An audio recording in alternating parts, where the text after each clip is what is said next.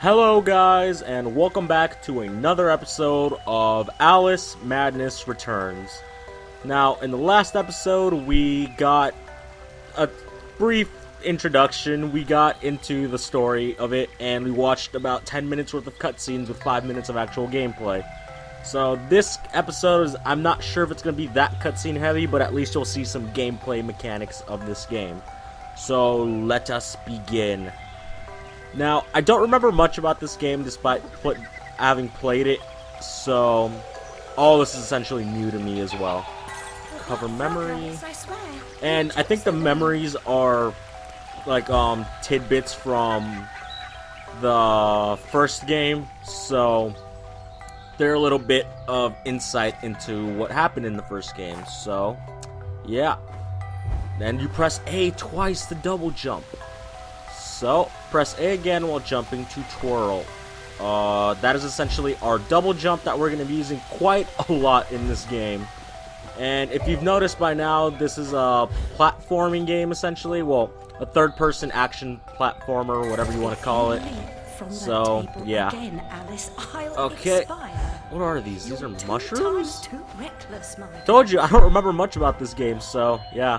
But one thing I do have to say about this game is that it is absolutely gorgeous. The person who made this game, or the art director, or whatever you want to call them, deserves a medal, or deserves so much praise, because this game is gorgeous. Alright, go up here, and I think this is... No, we don't use those yet. So, oh god, the stuttering got really bad right there. Okay.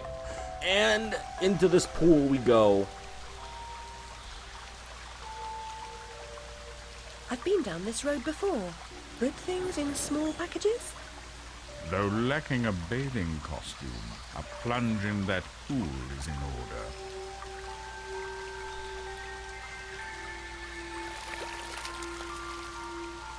My god, I'm shrinking in this potion. Shall I disappear? Almost. But the upside is that while smaller, you can see things that are nearly invisible to your bigger self. Ah, I get it. Right. Forests for the trees. Just the other way round. Short-sighted is more than a matter of perspective.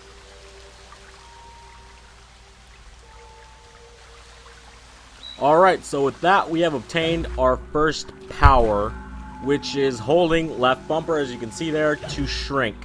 And now, while shrink, just like Shashir Cat explained, we are going to be able to find many little things that we could miss as Alice being big. So, yeah, and we'll also need them to traverse keyholes like this into other areas.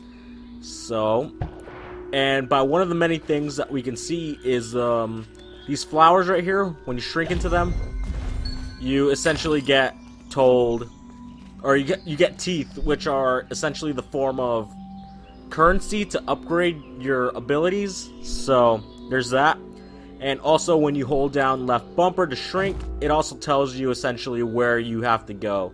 So it's a bit of a navigation thing too, which I want to say we won't really need in this game, but who knows? I may end up using it a lot. So yeah. Alright, now let us progress into the next area, and we will want to collect as many teeth as possible, because upgrades in this game are not cheap in the slightest. They are quite expensive and require you to obtain an ungodly amount of teeth, which I'm not sure if there's a New Game Plus mode here where you can like carry over your weapons and stuff from the previous save, but I'm not sure if there's a way to upgrade all your abilities. But then again, they just add extra bonus benefits. You don't need them. You're perfectly fine without them, but it's nice to have. So, what is this? Oh god, oh goodness. Oh, I remember this. So this is one of the bonus stages, I guess, if you want to call them that, where you just slide down the slide and you collect as many teeth as possible. Now, as you can imagine, it starts off quite easy, and then it just becomes hard. And as you saw right there, that was a gold tooth. Those are worth more than the regular teeth. I'm not exactly sure how much more, but I just know that they're worth more. So, I think they're either 5 or 10, but I'm... Hey! Oh god, I hate that. Was that it? Oh, so it's not a bonus stage. It's actually needed to progress. Did not know that. And right there we can see the dead carcass of a dinosaur-looking thing. So... The vorpal blade is swift and keen and always ready for service. And right here, we obtain one of the best weapons ever. I've not come back here looking for a fight. Really? That's a pity. One's certainly looking for you.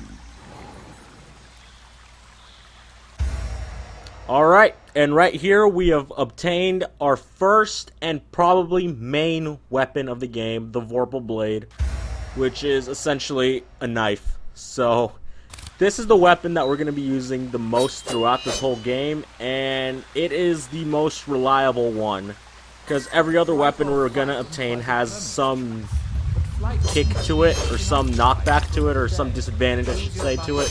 So this one is the most reliable. And in my previous playthrough, I remember that this was the only weapon that I upgraded because it was the most useful and it was not a situational item I needed. And yeah, so most likely that's what I'm going to do in this playthrough too. But, can I upgrade? No, I think I still have to progress a little bit further in order to upgrade my weapons. So, yeah. And if you haven't noticed, this game is kind of a collect-a-thon, where you just collect a bunch of stuff. So, yeah, be prepared for that. And also be prepared for weird, dull-like enemies. So, let's see if I remember how combat works. Keep repeating for a series of Vorpal Blade attacks. Alright. Easy enough. And I think these are going to be the most generic enemies in the game. Or not generic, but main enemies that you fight. Oh, and also, you get this ability to teleport everywhere. Like you named, what's her name? Death God from Bleach, where you can just sidestep. So, it's a pretty good, ability to use. And it's definitely going to become mandatory in the later parts of the game. Where you have to exploit a certain enemy's weakness, or... Wait, let's see, does shrinking down work here? Okay, I guess shrinking doesn't tell you where you have to go, so maybe I was wrong on that. But, yeah, this ability, we are going to use it quite a lot in this game because some of the enemies can only be bested by using those abilities, or using that ability, I should say. So... double jump. Alright. And also there's this where it's like an extended jump where you can just like kind of float, which I'm pretty sure they are about to explain right now what it is. Are they? Yeah. Press and hold spacebar. I do not have a spacebar. I have an A button though. So there we go. You just lightly jump throughout everything. And sometimes it can be a little weird with how it works. Like, I'm not gonna lie, it's kind of weird to control it, but yeah, we're gonna use this ability again quite a lot. And over here, there's something we can obtain, which are bottles. Or, I think those are the collectibles of the game, or the main collectibles. I'm not exactly sure.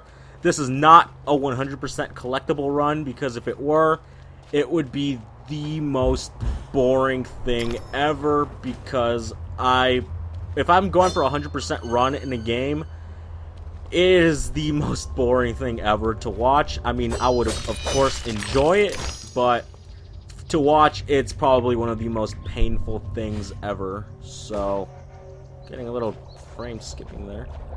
What? Ah, it's you again, Alice. You may approach. Why would I do that? You want to eat me? Yes, well, you taught me manners, and I've lost my taste for mad women. Strictly a porcine diet for me. Everything's better with bacon, don't you agree? Of course you do. Now, there are pig snouts scattered about. I heard a few behind the house. Go fetch them for me. But take care for the pests that block your way. Pepper them up if they do. They need spice, and you're just the girl to season them for me. You'll find that grinder serviceable. Why not season your own pig parts? Matter of priorities. My alabaster skin needs protection from the disgusting creatures running amok amidst the environs. But one gets peckish. Look, all you have to do is listen for the oink, then shoot the snout. You may like the results. I certainly will. Alright, and I have no idea who this lady is, but I assume she comes out in the first one, which I should probably play as well. So let us obtain another weapon, which is our secondary weapon. We're going to probably be using the most... Nah, I don't know. Use all your secondary weapons the same, but we get a pepper blaster, which is one of the most weirdest weapons I've ever seen in a game. So, yeah. So I think this is going to do it for this episode. We made quite a lot of progress, or not a lot of progress, but we've made enough progress to leave this episode here. And next time on this, we are going to go pick up her pig snouts and use our newfound weapon to obtain them. So yeah, I want to thank you guys for watching, and if you enjoyed the video, why not leave it a like rating, and if you want to keep up with the series, why not subscribe today. So yeah, thank you guys for watching, and I'll see you guys in the next episode.